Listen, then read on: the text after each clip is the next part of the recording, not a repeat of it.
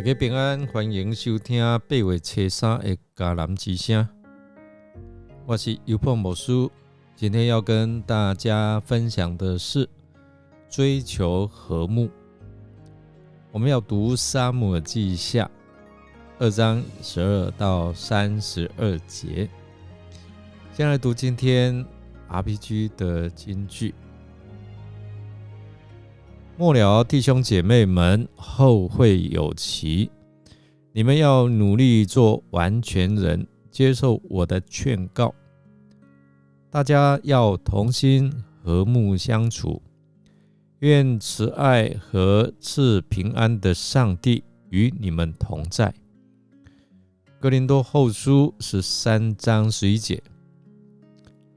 2022年2月24日，俄罗斯以去军事化及去纳粹化为由，对乌克兰采取特别军事行动，在导弹和全面空袭之下，开启了第2次世界大战之后欧洲最大规模的战争之一。俄乌战争开打届满1周年，俄罗斯、乌克兰两国仍处于剑拔弩张的状态战线僵持不下。2月23日，在美国纽约举办的联合国大会当中，与会成员国以141国支持32国弃权，包含俄罗斯在内的7国表达反对的压倒性多数表决，通过决议案，重申支持乌克兰的主权和领土的完整，拒绝俄罗斯对其占领的部分地区提出任何要求。同时呢，联合国提出要求，俄罗斯联邦应立即完全和无条件来将其所有的军队撤出国际公认边界内的乌克兰领土，并重申应该停止敌对的行动。在俄罗斯人入侵乌克兰满1周年的时候，呼吁实现公正持久的和平。据外媒的报道指称，就算专家估计两军实际伤亡已超过35万人，远超过莫斯科和基辅他们公布的数字的10倍以上。但因为俄乌两国都不愿服输，估计2023年内停火的机会真的是渺茫。因为两国的对立，人民流离失所的情况仍将持续然而，有别于这个1年多来战场上的这样的一个紧张，位于爱沙尼亚国境内的波罗的海卫理神学院，不论外界有多少的纷扰，在属灵的大家庭当中，俄乌两国的人民依然能够友善相处，特别是以行动活出爱和见证的合一的见证我们看到这段经文，其实真的在提醒我们一句话会挑起争端。箴言18章的第6节说，愚昧人开口起争端，他一说话就挨打。今天的经文我们看到，就是在扫罗家族的这边的将领亚尼尔，他带着军兵接近犹大的领土，他与约押的军队在基遍池来对峙。亚尼尔提议比武，造成了战争亚尼尔对约押说什么？让少年人起来，在我们面前摆阵战斗。就是因为这一句话挑起了争端，引起了战争，导致了以色列和犹大两军的冲突亚尼尔的这句话暗示着挑战约押的权威和指挥，引发了双方军队的敌对对峙和战斗。我们看到这一句话，如果不说，可能就相安无事哦。但是这一句话却成为什么？成为内战的导火线，加剧了冲突和分歧。提醒我们，有时候一个看似无害的言论，可能会引起严重的后果。我们应该谨慎选择言语，避免误导他人或挑起不必要的争端。其实我们知道，一句话说的可以哦，就好像金苹果落在银网上；但是一句话说的不好，就怎么样？对立啦。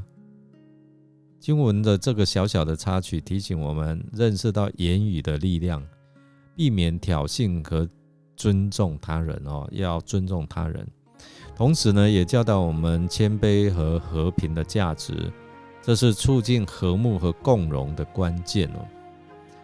第二个，我们看到不听劝告，穷追上命。在这一场争斗的当中，原本是出无名哦，本应该立即休兵，但是呢，这个约押的弟兄啊，亚撒黑不肯罢休，穷追亚尼尔不舍，致使最后被亚尼尔的枪所刺透，倒闭路旁死亡。亚撒黑之如此丧命，就是实在死得不值得哦。当亚撒黑穷追不舍的时候，其实亚尼尔曾经一再劝他停止追赶哦，不要再赶我啦，不要再追我啦。无奈亚撒黑哦不肯善罢甘休，反而以亚尼尔为软弱者，锲而不舍。当亚尼尔迫不得已转身相向的时候，亚撒黑他前冲之势哦太猛，反而来不及应付亚尼尔他的枪哦插入，因此就丧命了。这里我们得到一个教训哦，凡事当有节制哦，特别是到了一个地步，就应该适可而止，不要逼人过甚。使人无余地可站立的时候哦，其实他会反扑哦。在征战的过程当中，可能是克敌制胜，但最忌讳的就是单独行动，必须与同僚紧密的配合。教会与恶魔征战的时候，与魔鬼征战，教会必须同心合意哦，一起来祷告。合一的这样的征战才能够捆绑仇敌哦，这是不可忽略的原则。以为自己有上帝给我们大的恩赐而单独行动，往往就是失败之徒，反而不能够成就上主的旨意哦。第三个，我们看到追求和睦，结束争端。这段经文再次提醒我们，在处理冲突和争端的时候，要有智慧和谦卑，在寻求和平解决的方式。约押在亚尼尔的劝说之下，催出号角，停止了追赶和战斗，带来一个暂时性的和平时刻。这段经文强调和平和解的重要性，提醒我们要以理性和宽容的心态来处理彼此之间的冲突，以避免更多的伤害和苦痛。亚尼尔呼叫约押说：“刀剑岂可永远杀人吗？你岂不知终久就必有苦楚吗？你要等何时才叫百姓回去，不追赶弟兄呢？战争之引起与结束，全因口舌。求主帮助我们勒住我们的舌头哦，不讲拆毁人的恶言，多讲造就人的恩言。也求主来帮助我们，能够除去好争斗的心，使我们在待人接物的方面学习主耶稣的柔和谦卑，既不动血气，亦不做出伤害人的事。我们来思想圣经说，促进和平的人多么有福啊！上帝要称他们为儿女。我们身为上帝的儿女，是否有促进人与人之间的和睦呢？让我们一起来祷告。亲爱的天父上帝我们来到你的面前，心存感恩和敬畏，感谢你赐给我们生命和每一个时刻的美好。在我们的生活当中，我们常常会面临各种的挑战和困难，我们渴望能在这些时刻的当中寻求和睦，彼此相爱，彼此和解。我们求你赐给我们谦卑的心，让我们愿意先从自己身上找寻错误，而不是只看到别人的过失。求你赐给我们彼此理解和同情的心，让我们愿意去聆听对方的心声，彼此来尊重彼此的意见。天父上帝，求你打开我们的属灵眼睛，让我们看到和睦的美好果实，真正让我们明白，和睦不仅仅是停止争执，更是彼此关怀和支持。